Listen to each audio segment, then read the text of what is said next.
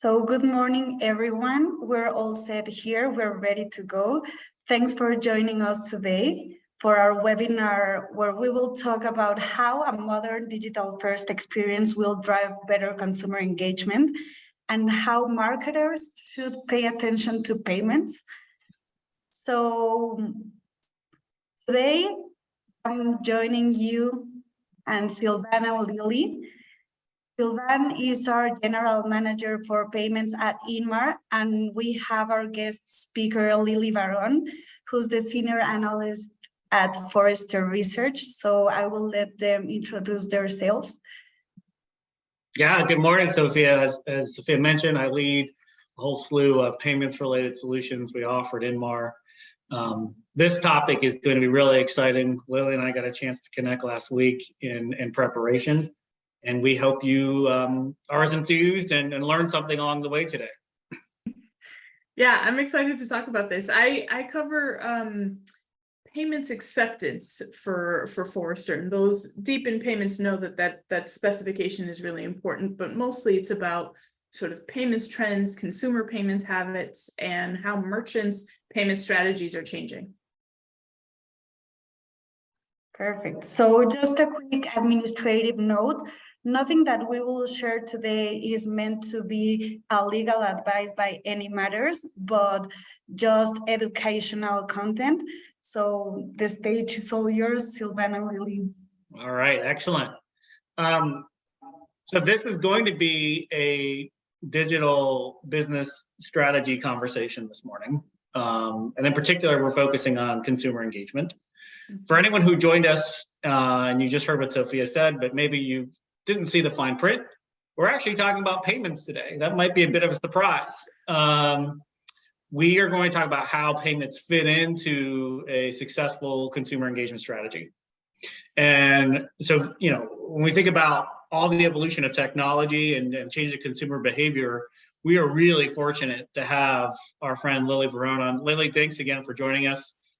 She really has a lot of expertise in this area. She's going to be sharing some insights about what's going on in the market around both technology advancements, consumer behavior, and what that means for businesses as they shape digital strategies that involve payments.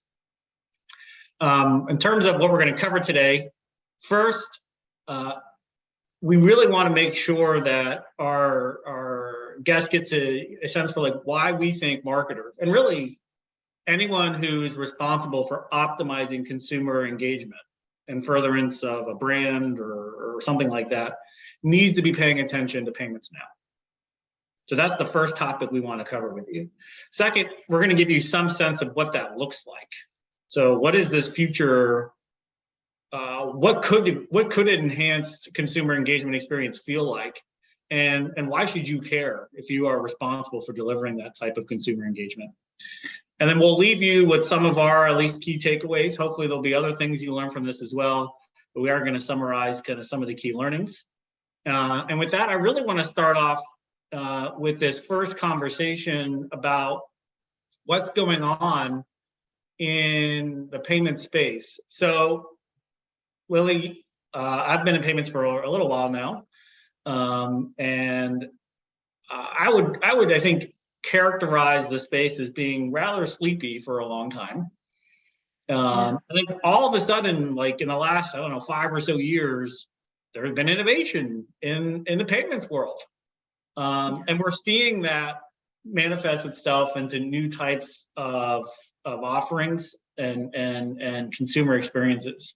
So can you talk to us a little bit about what you're seeing and maybe some of the changes that we've seen in consumer behavior? Yeah, well, it's been really interesting. So yeah, the consumer behavior has been changing a lot in general, right? We know that there's a lot more experimentation with products and services than there has been before. It's been sort of steadily increasing in general, right? So I think in 2012, we did a study about, you know, how willing are you to experiment with something new, try new products or services? Or, you know, I think that it was some sort of attitudinal statement like, I always am willing to try something new. In 2012, it was like 40-ish% of consumers. Now it's over half. And so you've got this general kind of foundation of increased appetite for experimentation. But with payments, that has always been this, like, to your point, this little bit of a stagnant, a little bit of an exception to that rule, where consumers, especially in the US or in North America, have been relatively stubborn in our payments behaviors. If it ain't broke, kind of don't fix it. Things have been working. But the pandemic was that fault line. And so those of us in the payments industry are sort of going, finally, consumers are adopting these digital behaviors in payments. But it was, necessity was kind of the mother of innovation, right? Or invention, where because of shutdowns and because of social distancing or fear of infection, we started to do and adopt online behaviors that we were really reticent to for a long time, using digital payments, using digital banking, paying our friends and family via these payments apps, buying groceries online, things like that. And what's interesting is that because of this is a silver lining, because of the prolonged, pandemic, a new habit takes time to stick. And so some of these, you'll see the data here that even at the sort of onset, when they of the activities that you started doing in the pandemic, how likely are you to continue to do those things? A lot of consumers were very open to continuing some of those digital behaviors. And so we saw this, pendulum swing into new behavior adoption. And it's not like the pendulum is swinging all the way back, where we're going back to sort of pre-pandemic digital, kind of consumer behavior. We're actually kind of ahead of where we would have been had the pandemic not happened. So we're seeing consumers change how they behave across a whole bunch of different parts of their life that involve payments. And you talked about some of those, and I think your research here kind of points that out. I think there's a difference between a consumer trying something and then ultimately that becoming a preference. And when I see your research here, when I see 67% of consumers want to use digital banking or to connect more on social media, like, that's not just trial now, like, that is becoming seemingly preference. Right. Well, that's the data that we're kind of digging into now, right? There's the idea of, is someone aware that they can do this? And awareness is part of the job of marketing, right? Is to just drive the awareness that this is possible. And that's one step. And then it's, let's cross the threshold of them trying it. Have they done this behavior? And then it's, do they, is there a regular adoption? Is this part of kind of their regular behavior? Which we would sort of say, let's say, I don't know, critical mass adoption or regular adoption. And then there's the preference, which is that ultimate thing, like, this is my preferred channel or my preferred way of doing this. And you have to have the data to look that up. And that's sort of, Forrester has some of this. And when we look at that, that's when we start to challenge some of this, I think, established understanding of omni-channel or our digital behaviors as just online and offline, right? This binary that we've created about how we organize our digital strategy, whereas, customers, because of this experimentation, because of their willingness to try new things, but also because of the technology has been ahead of where consumers have wanted for a really long time, right? Suddenly there's a lot more platforms and your digital presence is splintered across this ecosystem, and the way customers are interacting with your brand along their journey is a lot more complicated than just this online offline kind of binary. So I've experienced some of that, exactly what you're talking about. I think many of us have. I guess what I haven't experienced yet, and I'd like to hear about what your thoughts or research are on this, is while I'm engaged in purchasing activities, et cetera, through these omni-channel experiences, the integration of payments into all of these things seems to be lacking. Yeah. Again, that's the one thing. So technology has kind of, we've got real distributed order management solutions and commerce platforms that are really sophisticated. And we've got, all of these, this really sophisticated technology. I mean, ad tech and martech, right? Everyone has seen the insane tech landscape kind of graphics there.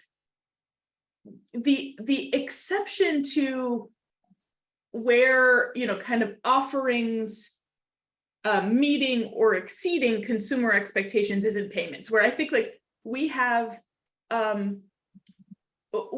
focused so much as merchants on that checkout page, right? That NASCAR slide of what payment method do I need to offer? There's this new buy now, pay later thing. What are the kind of acquisition services that those vendors are offering? And how do we kind of incorporate and minimize the friction in that checkout page? But that's not the only place that a consumer sort of interacts with you and where commerce might be possible, right? I mean, this is where our data shows that actually chat commerce and SMS commerce and messaging commerce, these kind of more messaging-based interaction modes, there's a lot more consumer appetite for engagement and commerce in those channels than merchants are really delivering today. And this is part of what we're seeing in general, that there's kind of selling used to require kind of persuading, right? We as marketers know this, there's word of mouth, there's reviews, there's promotions. But because we're doing more, our product development is doing more with experimentation, suddenly we're looking at the product and the product experience as the driver of growth, right? And so that initial payment, that initial onboarding is kind of, we're lowering that barrier to entry. Sometimes we've got services, we do trials or freemium, we might be launching a subscription, we might be doing services or classes. I think like, the Lululemons of the world or the Best Buys of the world with their Geek Squad services, like our business models are changing quite dramatically.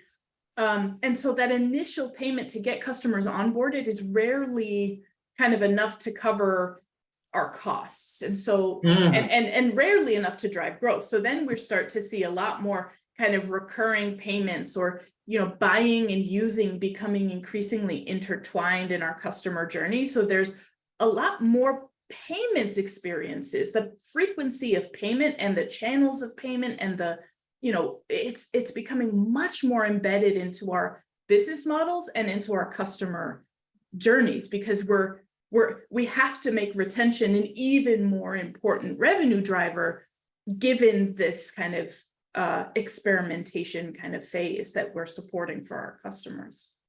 All right, so if I can replay maybe some of what you said, how many if this sounds right? Seems like a lot of payment stuff, even in e-commerce land, has been a bit of an afterthought with respect to an overall consumer experience, customer journey. It's like, well, people need to be able to buy online, so I guess we have to find a way for them to pay online. And I think what you're saying is no, like it needs to be a lot bigger than that. There's more touch points, and payments may make sense across those. So Forrester is a great infographic we can share here with our audience that talks about some of the ways of some of the technologies and the approaches that many companies are using to engage in an omni-channel way.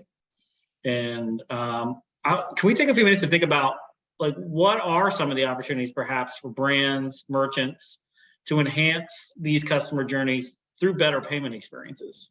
Well, it's exactly it. If we go to the next slide, you can, I think, see this illustration that brings the point home, right? This is what I'm talking about. Omnichannel isn't a binary. You have the consumer at the center of things, right? And you have this consumer who's interacting with your brand or potentially interacting with your brand via any number of devices. It could be our traditional laptop and mobile device, but it increasingly could be a kind of video game console or a smart TV or a smart watch or a smart speaker, right? And then on top of that, you've got platforms that operate on those devices. And it's not always your owned experience, as marketers know very well, right? There's platforms like Facebook, like Google, like LinkedIn even, or PayPal, like some of Venmo. There's myriad, I mean, countless platforms upon which, you know, the consumer may be interacting or engaging with your brand on those devices. And then beyond that, you've actually got so many different channels or interaction modes, let's say, that the customer could be engaging with on those platforms, on those devices. It could be browser-based, as we're used to. It could be chatbot or messaging-based. It could be an SMS or a text message, right? Could be voice. It could be in the near future, or in some very niche examples, it could be in a VR, AR capacity, right? There's any number of interaction modes. And then there's, of course, in the outer layer, any number of kind of foundational technologies that support those. But I think too often merchants think of omnichannel as this online, offline binary. And especially as it relates to payments, as you say, we've really treated payments as this kind of tactical, non-strategic, let's get it, as cheaply as, cheap transaction fees. It's a cost-centric kind of thing, where, as we talked about before, this kind of true definition of this omni-channel, plus the experimentation that we're undergoing, both from a consumer perspective and a business model perspective, it really removes, payments suddenly becomes much more frequent in our customer journey, much more embedded into the customer journey, and therefore much more strategic in what we're able to accomplish and what we're not able to accomplish. And so, you've got, I think, this idea of, we call payments the invisible invaluable, right? We know how valuable it is as a merchant, because this is, well, how we make money. But from a consumer perspective, it is one of the more emotionally potent moments of that customer journey. We know that when something goes wrong. And the risk is, if we don't treat it as strategic, and we don't kind of recognize its strategic importance in this true omni-channel delivery, or in our new customer engagement strategies, we risk kind of consumer trust, missing monetization opportunities, and truly kind of missing the boat, right? So, and literally not getting money in the door. So I could be, as a marketer, thinking about all sorts of ways to leverage innovation and technology to drive better, enhanced, omni-channel consumer experiences that lead to, ideally, more brand loyalty, higher lifetime value. But what I heard you just say is, like, if the payment stuff goes wrong, we may be very much eroding the value we're creating in terms of that brand equity and lifetime value. Yeah, 100%. When we had a customer say, when billing and payments, so when you become more of a recurring business model, right? When there's subscriptions or services involved, billing is kind of tied to the hip with payments. That's a whole other conversation. But we had a customer say, when billing and payments goes wrong, when it goes right, no one really cares. It's just, that's that invisible, invaluable. It's embedded, it's seamless, it happens, it's supposed to happen. I'm supposed to be able to pay for the thing I want to pay for. But when it goes wrong, so when it goes right, no one really cares. Just, it's assumed. When it goes wrong, it's the end of the world. Because of that, you might have to do, there's that trust piece, there's the frustration piece, but there's also the kind of costly reparations piece, where we might have to issue credits or manage adjustments and things like that. Yeah, 100%. It is so much more than just about accepting that payment. And that's kind of the other point here too, I'll say, which is, there's payments acceptance, which I mentioned I cover. But more and more, there's also the ways to issue, money movement becomes more strategic. How are you incentivizing consumers? How are you giving credits out? How are you managing payments in returns or a warranty scenario? If you've got gig workers, we've seen a lot of sort of instant payouts and payments becoming kind of incentive for driving labor and bringing labor into the organization, which is a key pain point and will be in the coming years. So money movement also as acceptance, but as everything else that it could be in the customer journey or in operations. Yeah, and I think that's a really interesting point, since Inmar partners with a lot of consumer packaged goods companies. And those companies are very much focused on, building these relationships with consumers, that often involves these money flows for all the reasons you mentioned, right? Promotions, incentives, credits, refunds. Right. The consumer isn't the reward. only entity in that payments value chain. The partners are exactly. That's exactly right. And then I think on top of that, we're seeing more, and you're probably seeing some of this too. We're seeing more brands experiment with direct-to-consumer type sales approaches as well. So another place where payments certainly come into play on both aspects, acceptance, and I would argue disbursements or issuance as well. So we think about, go ahead, Well, I was going to kind of pivot to the next point I wanted to make, which is that there's another reason why. So I'm obviously in this camp that payments is strategic. It's not just tactical, that it's becoming more important to the organization. We've covered that. But there's another reason, and I think that marketers will be very keen to or should be aware of this. There's another reason why payments is, more important and will become more important to a marketer in the future. And that's because that you've teased it out. So we're gonna talk about data now, Lily. Is that what's next? That's what's coming. Let's talk about, because this is really fascinating. Forrester's made this pretty bold prediction. Yes. That in the not too distant future, retailers, brands will only know maybe 20% or fewer of their customers. Tease out that, help us understand maybe where that prediction comes from, if you could, Lily, and then how can payments play into this as a source of first-party data? Yes. So in a world where consumers buy from or avoid brands because of perceived sort of company values, that's part of this here, right? Where data security, data privacy is a value in which consumers really make purchasing decisions about inform their purchasing decisions with. Well, the other piece is that in order to serve that, companies have to be really careful about what data they use and how they use that data and who they're getting that data from. And there's nothing, the past few years has taught us that sort of third-party data and these cookies are coming under attack, both from the reliability of that data or the ethical kind of use of that data, and just from a regulatory perspective, the allowance of that data or not. And so we've got these data deprecation projects that are becoming more popular and are definitely part of what Forrester predicts as a key initiative moving forward.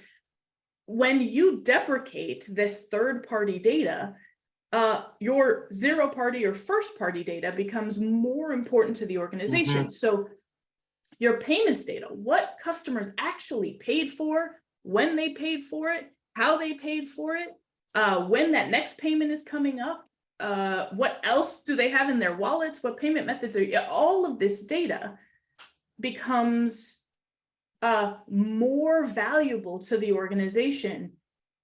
And it becomes more valuable not only just for that payments team, but for the marketing team, for the product development team, for the everyone else in the organization, because it's suddenly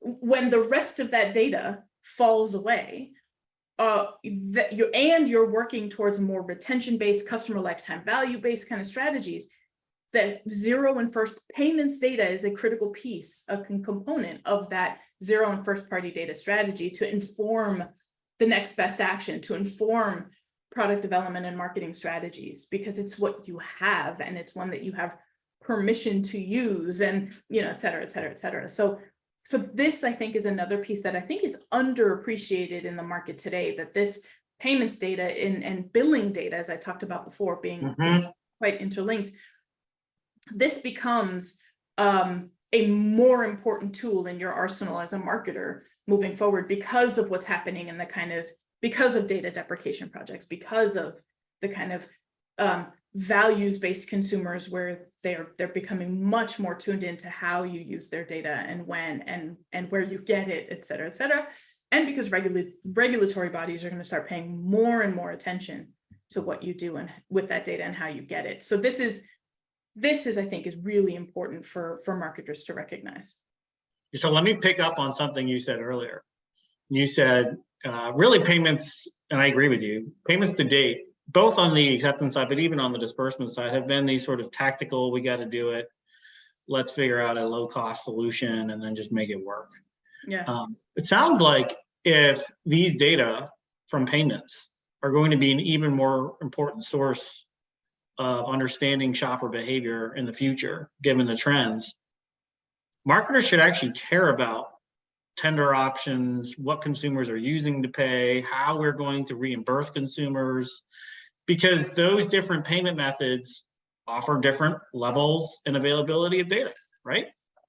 Right. It's always this really interesting tension point between, I mean, that's been the story with PayPal, right? PayPal is a necessary payment method in a lot of countries across the globe. There's a critical mass of consumers that prefer it, that use it.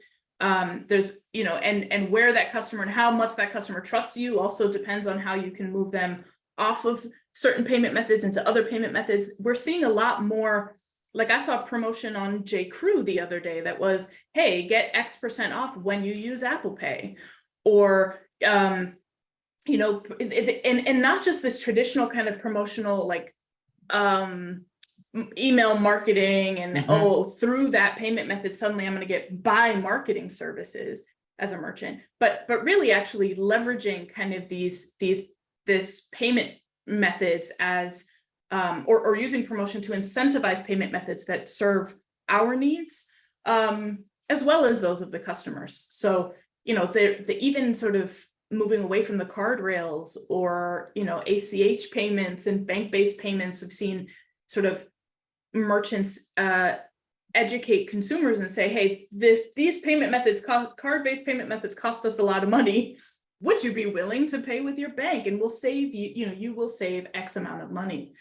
And we've seen this in an informal capacity in the offline world. A lot of small businesses will say, hey, you will save 3% if you don't use a credit card, that kind of thing, to work with consumers about what payment methods are a win-win scenario for us. And there's always going to be a diversity of that because consumer preference is very context driven. So the more insights you can get about that context, the better positioned you are to kind of proposition consumers and know which consumers would be amenable to switching payment methods or not. And also the value of the switch, to your point, right? So if I'm able as a marketer to glean more insights and therefore drive a better experience and increase lifetime value of a consumer by having access to certain payments related data,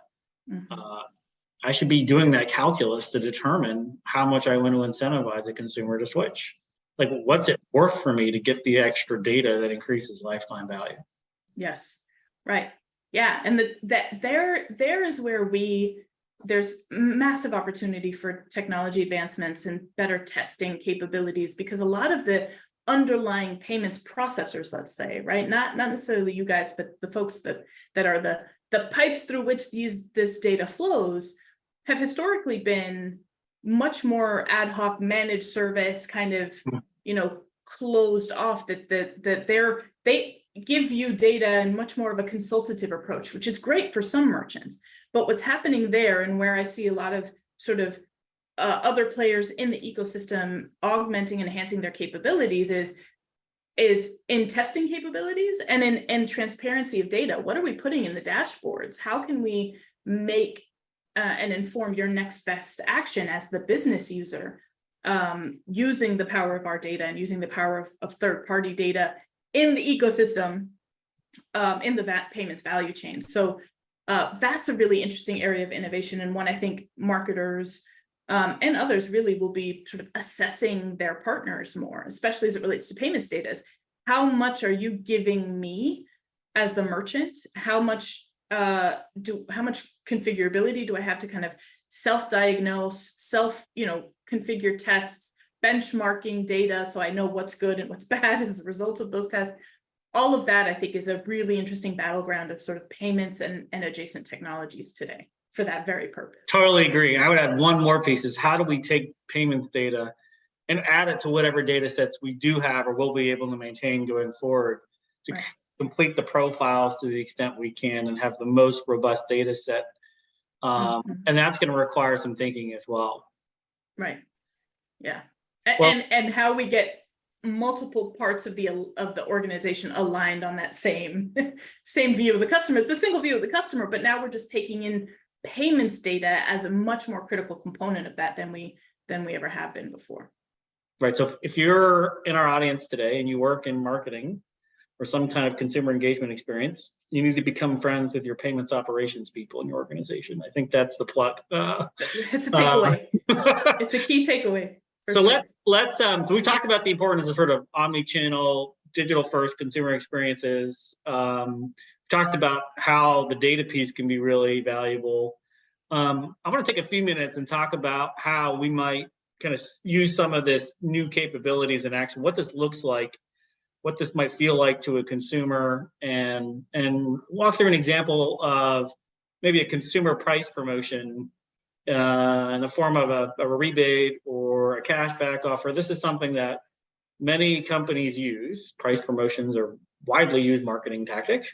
What do we mean when we say sort of like digital first, omni-channel enhanced experience in the case of something like a price promotion?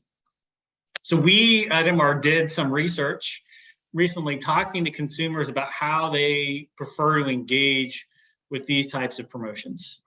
To get back to the behavioral kind of points that Lily was talking to us about at the start. And there are some really interesting takeaways. So let me walk through kind of some of the insights. First, consumers expect a digital experience. So this guy, I was talking about preferences earlier. This is one place where I think consumers are already kind of there. 75% want to be able to use a digital promotion. So digital is no longer like nice to have. It's, I would argue, table stakes, given where consumers are today. Consumers expect easy transactions. I mean, one of the whole things around digital transformation and with respect to consumer experience is this convenience point. Well, it shows up here as well. Consumers are busy. They don't have time to interact with these sorts of things. So they want something that's really easy. And what we found is if it is easy, and we kind of define that as a level of effort in terms of time and how involved it would be for a consumer to engage with something like this, consumers are willing to engage, right? But they want to spend 2 minutes or less to claim a reward, so long as it's at least $1. So think about it. For $1, a consumer is willing to commit 2 minutes. That's pretty good, actually. But as that time period gets longer and longer, your adoption rate or utilization rate is going to drop, which means one of two things. Either you have to raise the promotion value to get more people to play, or you have to have a better experience. Yeah. And this, I will say this too, this is where, because payments has been so not strategic to the organization, there's lots of opportunity for improvement here. And this is where sort of user-centric design and kind of the design pieces come in. If I input the digit 4 in the card number, field, don't make me then select Visa somewhere else. Right, exactly. Right, based on that number, what my card brand is. And it's, things like that, using it's those 2 minutes sounds like a lot of time, but over time, consumers get frustrated with these sort of page loads and what feels convenient and what feels like a good use of time shifts based on how they're using that time. So your point is right on the money here about, like, over time, that 2 minutes and how you force the customers to spend those 2 minutes could have material impact on the success or failure of this experience. And so another corollary, Lily, that this won't surprise you at all, based on what you just said. We were talking about outbound payments in this case. It's an incentive. And it turns out consumers expect speed. Shocking. So think about faster payments. I mean, if we can get literally same day and sometimes few hour delivery windows for physical items now through e-commerce, how long do you think a consumer is willing to wait for a payment? Right. Electronic payment specifically. This is an incredible lever right here, because this is where we see more of that kind of, oh, if you, and you get to, we talked about this last week, so like if we issue you this money in a stored value capacity, or and it incentivizes you to use it right away with us. That's right. Right? You get a little bit more control over where that money is then spent, but you still give consumers the option. But speed is a strategic lever of like, okay, we could get this money to you ASAP if you use it with us right away, or you use it with us, you know. And this is so sometimes the way I think about that point, and I wish I had a nice research type chart like Forrester might have on this, is you know, $5 is not always $5 in the eye of the consumer, is the way I think about it. $5 that I can get instantly, potentially use instantly, has a higher, probably perceived and maybe even real value to a consumer than getting $5, you know, in the mail and a check 6 weeks from now. Mm-hmm. It's the exact same amount of money, but your ability to influence the consumer perception of the value proposition, there's something as simple as how quickly you deliver it, is massive. Mm-hmm. So that's a free way to get more value from a consumer. You're not spending more money. You're not spending $10. You're still spending $5. Just get it to them faster. The value you create will be that much more. Right. Another great, and you saw this in your data as well, consumers have gotten pretty darn comfortable with digital payments. And it kind of ties to this point of convenience and faster payments. But just to make the point, you know, when we ask consumers, well, how would you want to get payments made to you? Now, there is a physical prepaid card option. That is a physical option. But the first two options were these virtual options. It gets back to convenience and speed. Mm-hmm. And consumers didn't seem particularly worried about using those digital payment options. Right. Right. And the virtual cards and tokenization is another space that is evolving super rapidly. So as I think consumers get more like these use cases for that stored value virtual card, we're starting to see that emerge more and more. So as soon as, you know, again, I said consumers have been historically kind of sticky about their payments experiences, but they're more prone to experimentation now than ever. And if and when those experiences are positive, right, because the technology is getting better and merchants are treating these payments experiences more strategically, you know, there's more incentive to stick around and to keep adopting those as they build trust and all, you know, you deliver on this convenience and the speed and everything else. So I think it's in some ways can be self-fulfilling. Totally agree. And this last point that I think dovetails really with some of your observations, your research at Forrester as well, is this omni-channel thing. So when we talk to consumers, well, how do you want to engage and learn about, or, you know, drive this awareness for a price promotion, which is one of the, you know, the first stage of the process. Consumer has to be aware. And what's really interesting is there's some very old school methods, like put something on the package. There's social media, of course, and then, you know, there's other web channels, right? Retailer websites, et cetera. So consumers are looking to be able to find these and interact in these different ways, which is 100% consistent with your omni-channel perspective. Mm-hmm. And I imagine the consistency across those things, right? So this is not sort of, you know, mutually exclusive. The messaging and the promotions on the package and on social media and on the website ideally need to be consistent for that consumer. Totally right. What is more frustrating than there being a better, you know, they take advantage of the on-package solution, but there was a better one on social media or on the website that they realized 2 weeks later, while they're still waiting another 4 weeks for that rebate to come through, right? Totally like, right. Totally right. That is the challenge. So I agree. It's not, this omni-channel thing isn't an or, it's a all of the above, and it needs to be coordinated. Yeah. So let me share with some folks on the call kind of what this experience might look like for a consumer.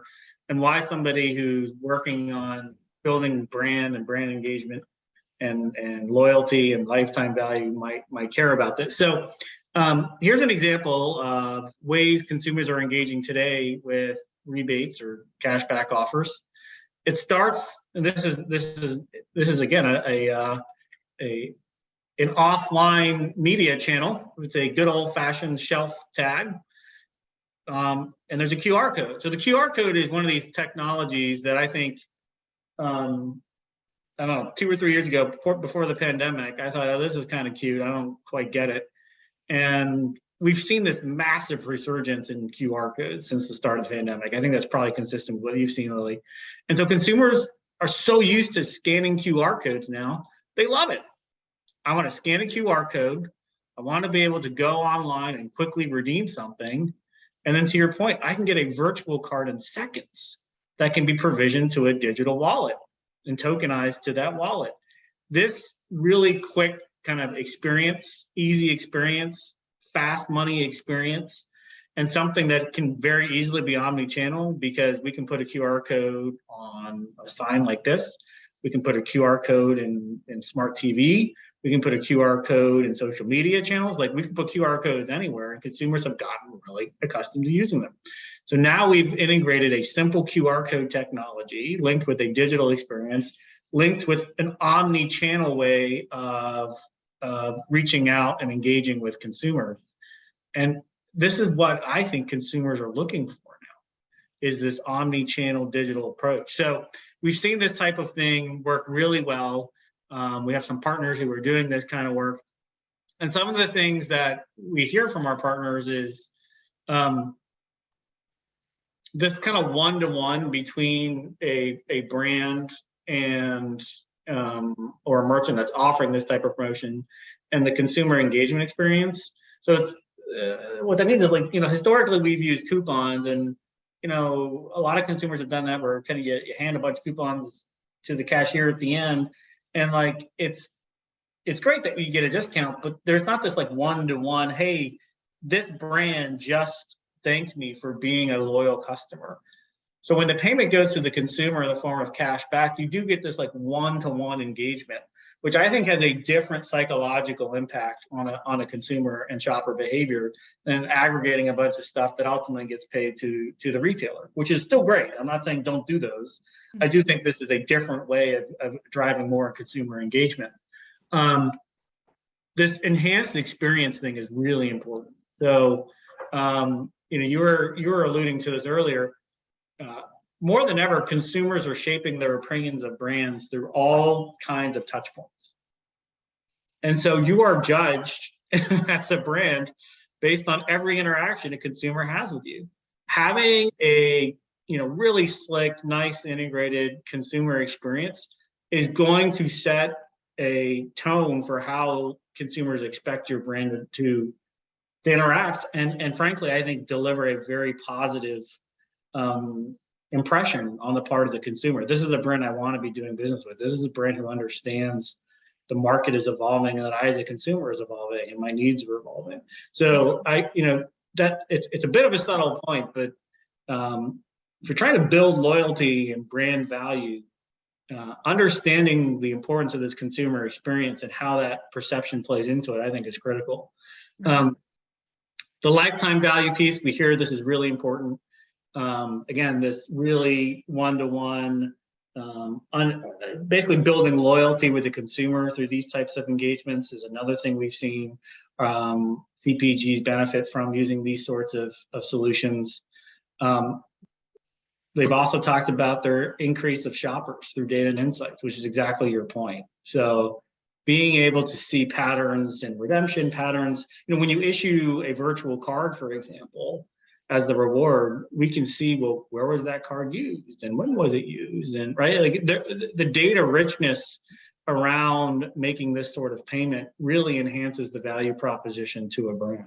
Yeah, and the way, as I sort of mentioned before, the virtual card technology and the tokenization technology is evolving right now is in the middle of a transformation where we're technically finally able to use tokens in a lifetime value kind of way, in an engagement kind of way, where there's the ability to not only port over, securely customer payment credentials across a partner ecosystem, we can restrict the kind of usage of it so that it's for these use cases and not those use cases. We can enable our partners to use those payment credentials in a way that doesn't expose them or us to compliance, additional compliance overhead. There's really wonderful things happening. It's still new and it's still evolving, but this is exactly how you're starting to see even these legacy markets like tokenization, like payments tokenization, actually evolving to support more recurring kind of engagement and lifetime value and loyalty scenarios by helping consumers achieve their goals with this, but really helping merchants kind of leverage those tokens and manage those tokens, and giving them the controls to create these kind of journeys that they actually want to support. So for anyone in our audience who's not familiar with tokens, think of it as a kind of unique ID that represents a card number.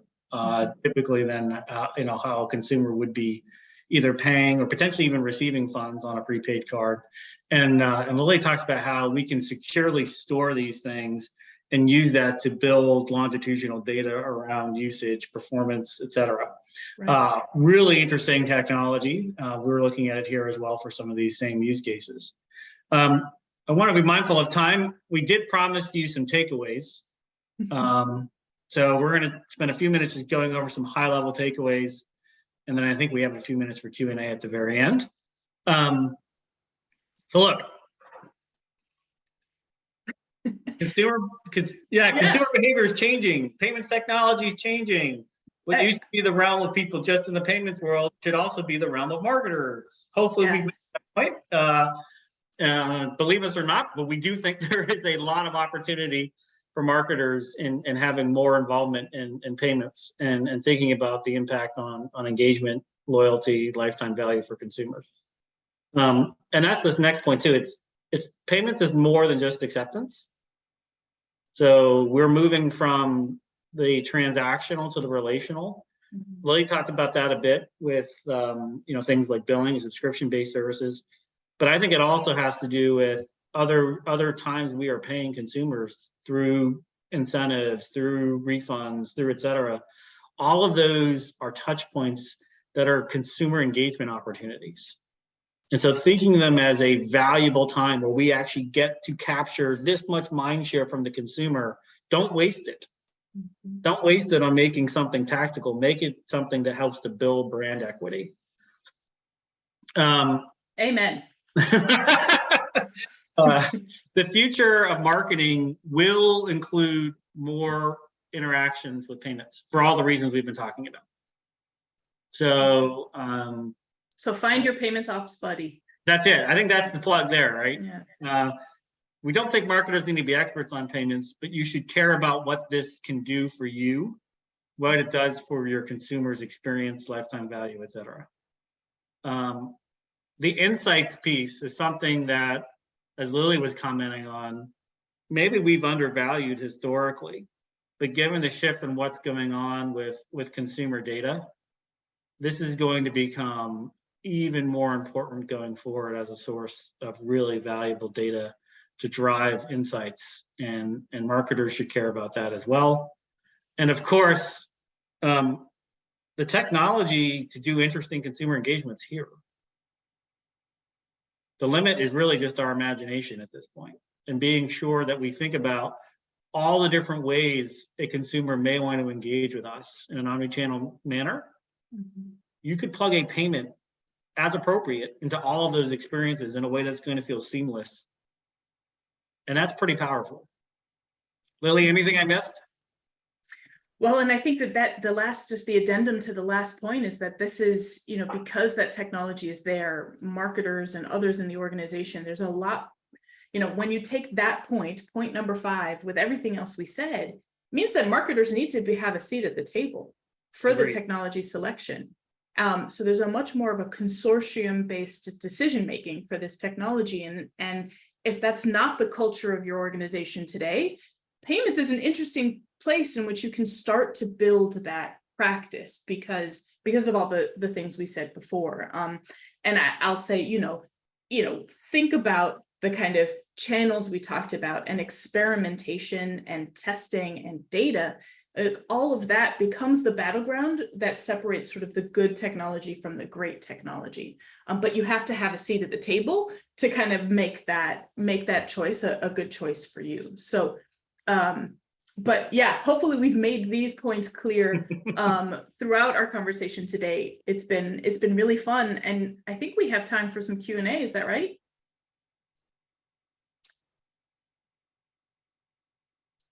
So shoot us your question in the Q&A box that you should have somewhere on your screen. So we do have some questions, Lily and Sylvain. Good. So I will read the first one. Talking about faster payments, are real-time payments a reality? This is a hot button topic. So in some ways, these terms, faster payments and real-time payments, have big, with capital letters, mean very specific things. There are actually innovation happening in the banking world and in the payments infrastructure world to make sure that literally, technically, payments can be sort of moved or processed in real time. What I think this question probably, given that our audience is more marketers today, my guess is that we're talking about the kind of faster real time that we've been talking about today, which is more lowercase, right? It's about the speed in which the consumer experiences that money movement. And I think that is, what happens in a world in which we have our own currencies, our own points, our own kind of value, stored value capabilities. That is here today. The ability to kind of return an item or get an incentive and redeem that value in real time is here today. And I think that's the point that Sylvain, you were making at the end of the last point there. So I think it is something that we have to wrestle with. But I think the use cases and what your customers' kind of pain points are today, you need to kind of do that really, really best practice kind of feasibility maps of where the customer journey, if you've done your journey maps, where the pain points are, and then what is feasible in your technology today and what's not, and kind of tackle the lowest hanging fruits first. I think it's about, the technology is there today. The more important decision is about where do I institute kind of real time in my strategy today, and that is a much more sort of road mapping and kind of strategic decision. And this is the kind of thing that we do with our partners, right? If you think about what is the experience you are trying to deliver, how are you trying to optimize the benefits of these consumer interactions? I mean, as a data and technology company, we are here to help you then figure out the technology piece to make it work. In fact, we've built a lot of platforms that do this.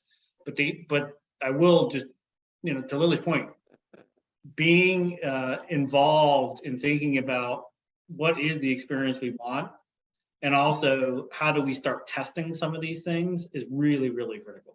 Mm-hmm. Perfect, thank you. So the next question is about how does having payment choices affect how consumers interact and relate with a brand? Well, I think that the payment choices, consumers are using different payment, consumers generally, our data shows, consumers generally have, 2 or 3 payment methods that they use on a regular basis. That is their primary kind of wallet, digital or physical, right?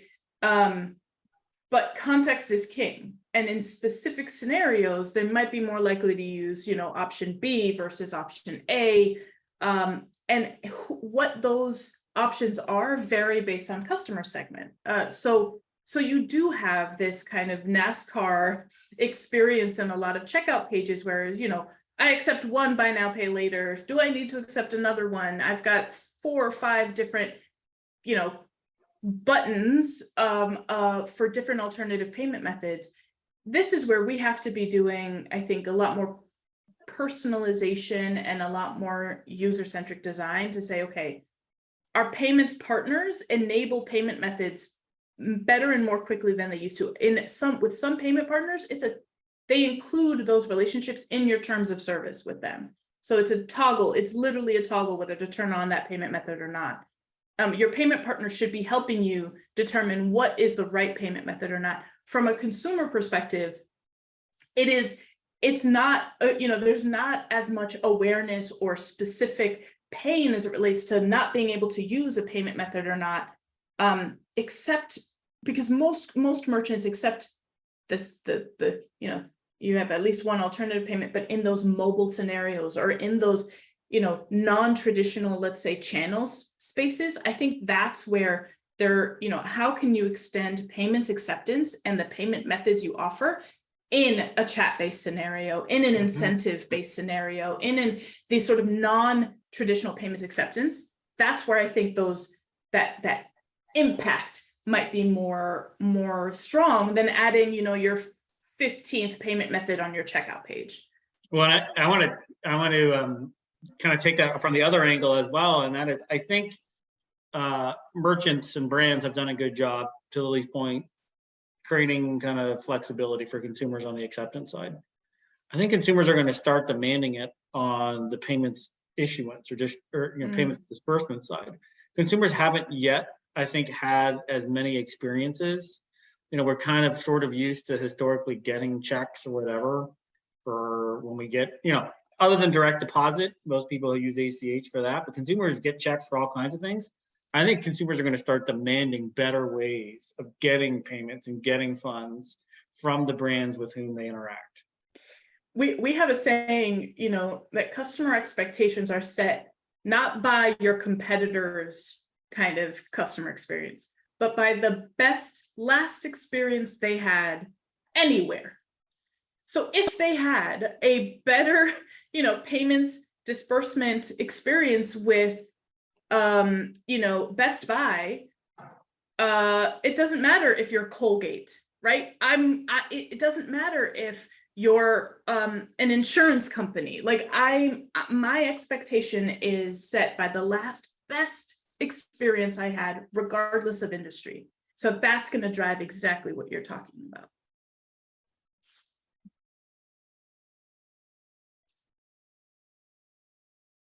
Perfect. Okay. So just the last question is around if we will share the deck, and yes, we will share the deck and the recording after the webinar. And thank you all for joining us here today. Yeah, thanks so much. It was a lot of fun. Thanks, Lily. Thanks, everyone, for joining. Great discussion.